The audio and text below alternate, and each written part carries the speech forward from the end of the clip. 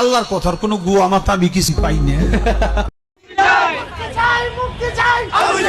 কে আবুল সরকারকে যদি নিঃশর্তে যদি মুক্ত না দেওয়া হয়, ওরা 2 লক্ষ মিলে মাঠে নামবে। তোরা যদি 2 লক্ষ নামিস, আমরা 10 কোটি নামবো।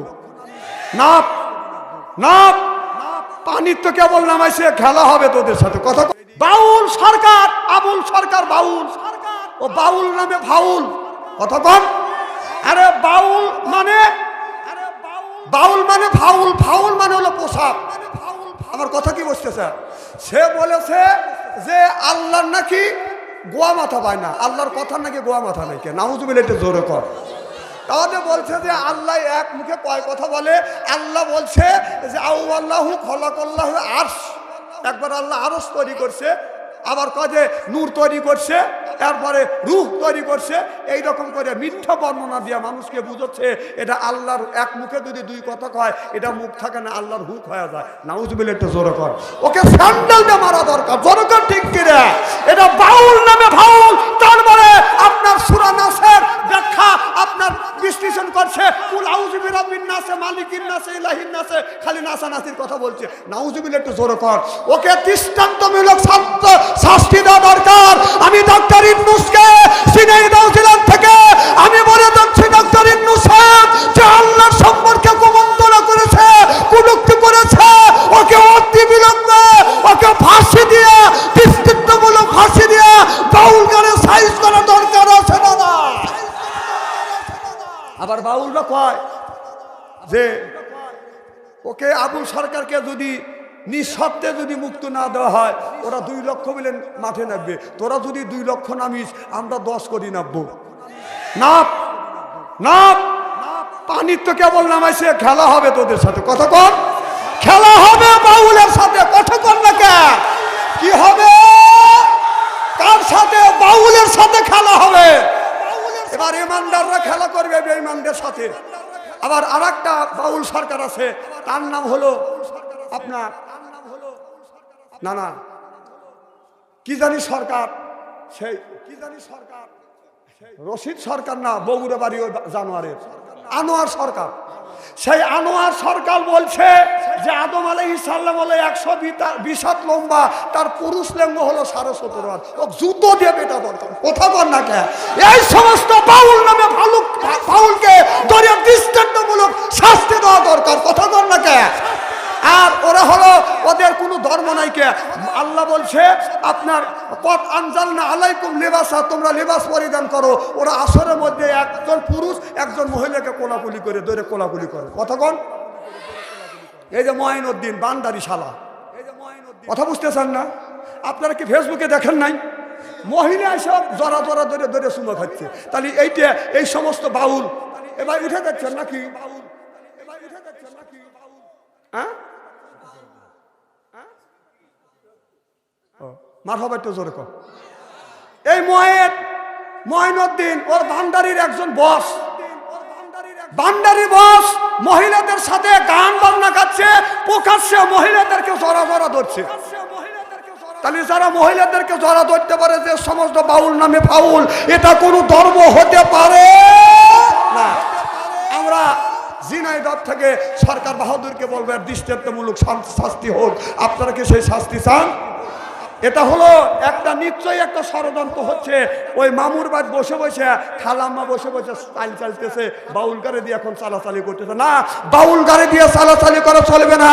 আজকে দেশের যেই অবস্থা হচ্ছে, দেখেন এই দেশে আপনার এই দেশের জন্য যখন সন্ত্রাস চাঁদাবাজি দুর্নীতি হচ্ছে, একটা লোকে কিছু বলতে পারে নাই। যদি চাউলের দাম 60 টাকা 70 টাকা হয়েছে, যদি কেউ বলতে যে চাউলের দাম এত বেশি হলো কে, এই কথা বলে 5 মিনিটও থাকতে পারে নাই, তাকে ধরে নিয়ে গেছে থানায়। কতক্ষণ?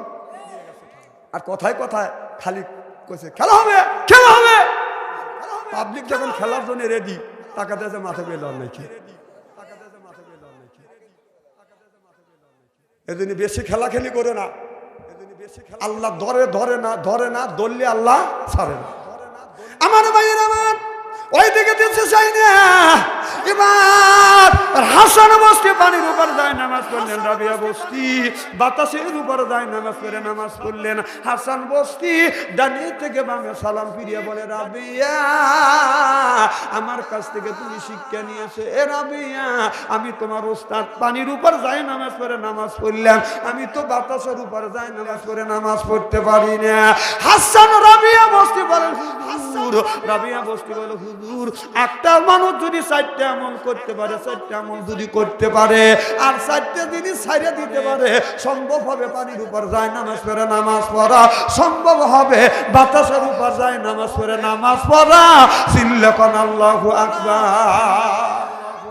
আমি অনেক ওলি আল্লাহর জীবনে পড়ছি, তো অনেক শাহজালাল আপনার যায় নামাজ পড়িয়া সাগর পাড়ি দিয়া বাংলাদেশে আসছে, সুবহানাল্লাহ। এরপরে শাহ মখদুম আপনার মাছের উপরে সোয়ার হয়ে আপনি বাংলাদেশে এসে দিন প্রচার করছি। কত আল্লাহর ওলিরা পানির উপর দিয়ে হাইটে গেছে যায় নামাজ পড়ে।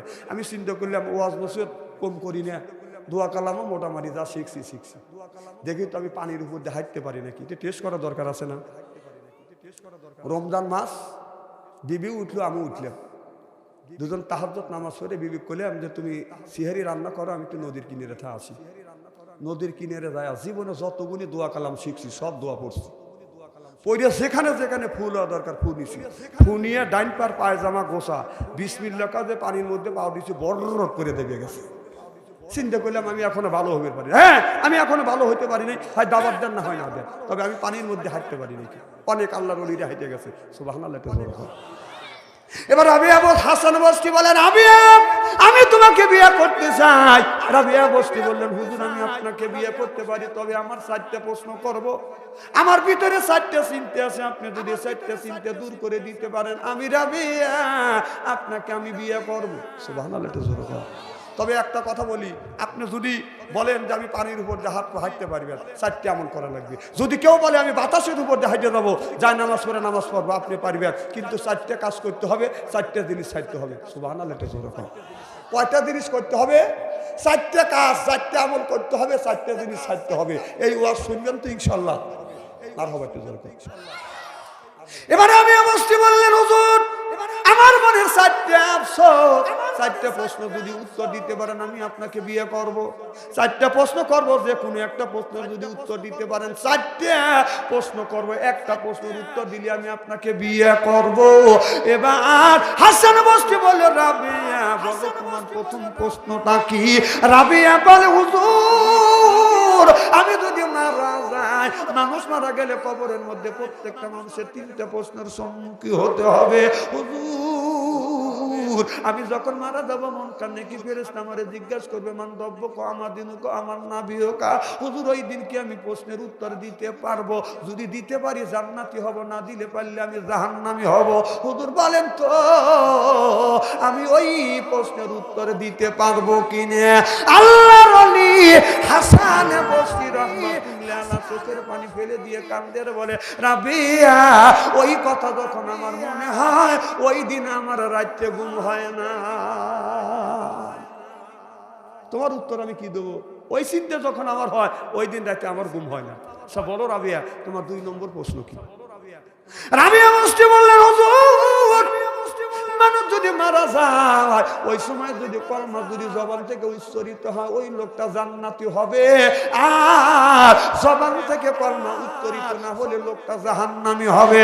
হুজুর আমি যেদিন মারা যাব আমার জবান থেকে বলুন আমার জবান থেকে কলমা উচ্চারিত হবে কিনা? এবার আল্লাহর ওলি এই কথা শুনিয়া ধা করে চোখের পানি ছেড়ে দেয় আর কান্দের বলে রাবিয়া রে এই কথা যখন আমার মনে হয় আল্লাহ আমি যখন মারা যাব আমার জবান থেকে যদি কলমা উচ্চারিত হয় আমি জান্নাতি হব, উচ্চারণ না হলে আমি জাহান্নামী হব। এর আমি এই চিন্তা যখন আমার মাথায় আসে ওই দিনের রাতে আমি আমার চোখে ঘুম আসে না। তোমার চিন্তা কি করবো? আমার চিন্তাই তো আমি অস্থির, তোমার উত্তর দিতে পারবো না। তবে তোমার 3 নম্বর প্রশ্নটা কি? সুবহানাল্লাহ। রাবিয়া বস্তি বলে আল্লাহ আদালতে মানুষ যখন দাঁড়াইবে, ডান হাতে আমলনামা থাকলে লোকটা জান্নাতি হবে, বাম হাতে আমলনামা থাকলে লোকটা জাহান্নামী হবে।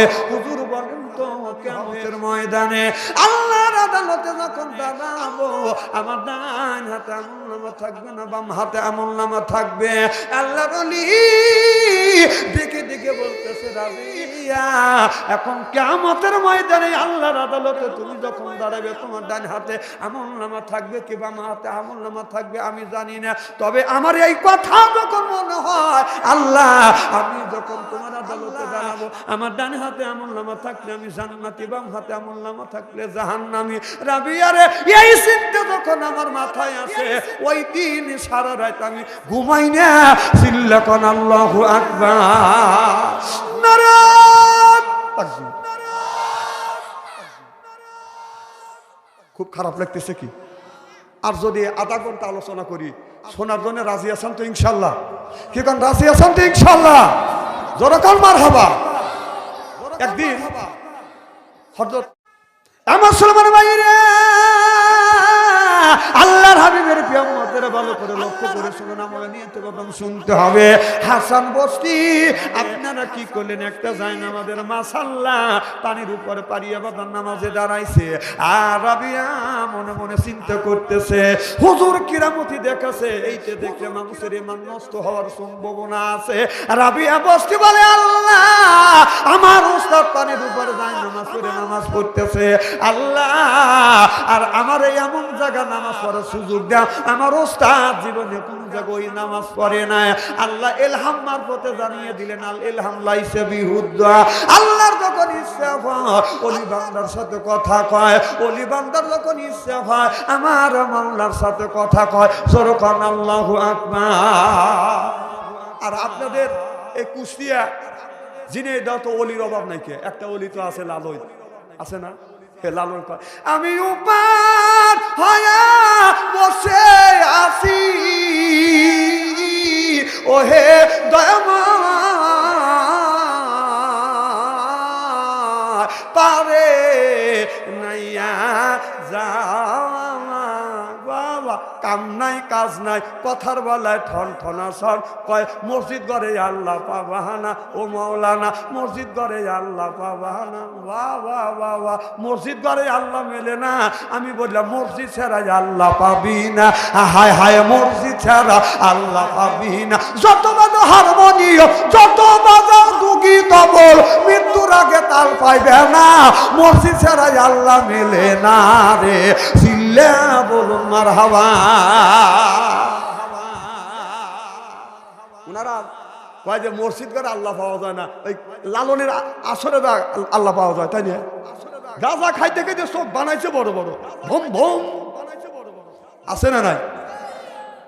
না আপনাদের এলাকার